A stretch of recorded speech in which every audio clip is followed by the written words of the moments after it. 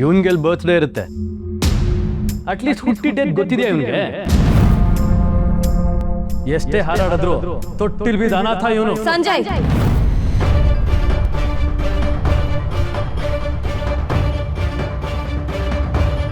ಯಾರ ಅನಾಥ?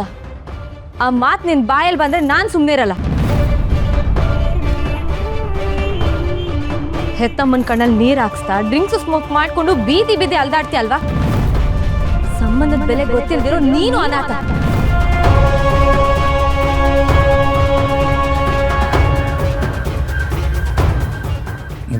ಪ್ಲೀಸ್ ಅಣ್ಣ ಸರ್, ನೀವು ಸುಮ್ಮನೆ ರೀ. ಮಾವ, ಸುಂದರವಾಗಿರೋ ಸಂಸಾರ ಕಣ್ಣೆದ್ರಿಗೆ ಎದ್ರು ಪ್ರೀತಿ ಹಂಚೋ ಜಾಗದಲ್ಲಿ ದ್ವೇಷನ ಬಿತ್ತುತ್ತೀರಾ ಅಲ್ವಾ? ಮನ್ಸಲ್ಲಿ ಪ್ರೀತಿ ಇಲ್ದಿರೋ ನೀವು ನಿಜವಾದ ಅನಾಥ.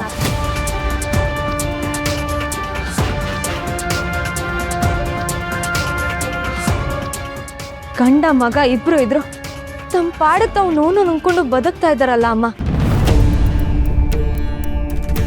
ಅವರು ಅವ್ರ ಭಾವನೆಗಳನ್ನ ಮರೆಯೋ ತರ ಮಾಡಿದಿರಲ್ಲ.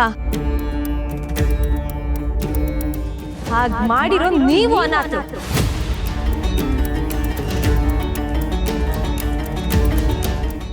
ಸಂಜಯ್, ಮೊದಲು ಸಂಬಂಧಕ್ಕೆ ಬೆಲೆ ಕೊಡೋದನ್ನ ಕಲ್ತ್ಕೋ. ನಿನ್ ಪಾಡಿಗೆ ನೀನ್ ಬದುಕೋದಲ್ಲ.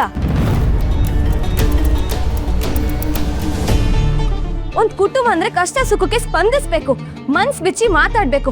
ಅದನ್ ಬಿಟ್ಟು ಆಸ್ತಿ ಹಣ ಅಂತ ಕೂಗಾಡ್ತೀಯಲ್ಲ.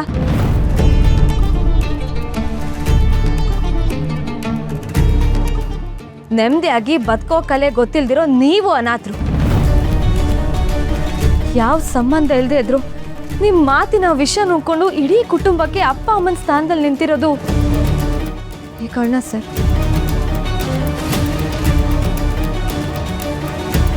ಒಂದ್ ಮಾತನ್ನ ಸರಿಯಾಗಿ ನೆನ್ಪಿಟ್ಕೊಳ್ಳಿ. ಹಡ್ದವರೆಲ್ಲ ಎತ್ತೋರಾಗಕ್ಕಾಗಲ್ಲ. ಜನ್ಮ ಕೊಟ್ಟವರೆಲ್ಲ ಅಪ್ಪ ಆಗಲ್ಲ.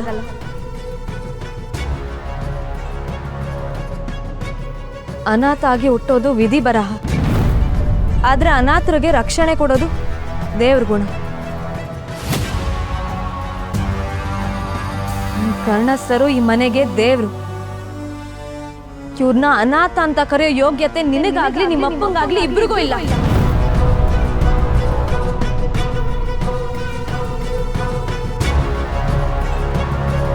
ಇದೇ ಫೈನಲ್ ಒನ್.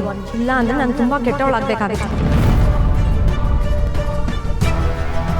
ಕರ್ಣ ಸರ್, ನೀವು ಬನ್ನಿ. ಇಲ್ಲಿ ಯಾರಿಗೂ ಉತ್ತರ ಕೊಡೋ ಅಗತ್ಯ ಇಲ್ಲ.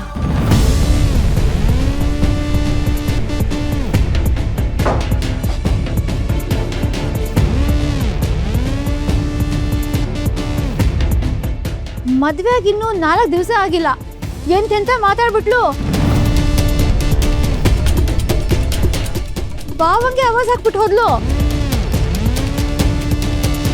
ಇನ್ನು ನಾವೆಲ್ಲ ಗಂಟು ಮೂಟೆ ಕಟ್ಕೊಂಡು ಹೊರಡಕ್ಕೆ ರೆಡಿ ಆಗ್ಬೇಕಷ್ಟೆ. ಅವಳು ಮಾತಾಡಿದ್ರಲ್ಲಿ ಒಂದು ಪದನೂ ತಪ್ಪಿರ್ಲಿಲ್ಲ. ಕರ್ಣನ ಅನಾಥ ಅಂತ ಕರಿಬೇಡಿ ಅಂತ ನಾನು ಎಷ್ಟು ಸಲ ಹೇಳಿದ್ದೀನಿ ನಿಮಗೆ.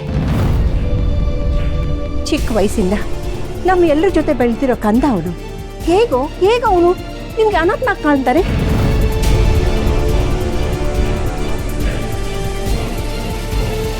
ಮನುಷ್ಯ ಅಂತ ಹುಟ್ಟಿದ್ಮೇಲೆ ಮನಸ್ಸಲ್ಲಿ ಸ್ವಲ್ಪ ಪ್ರೀತಿ ಕರುಣೆ ಅನ್ನೋದು ಇರಬೇಕು.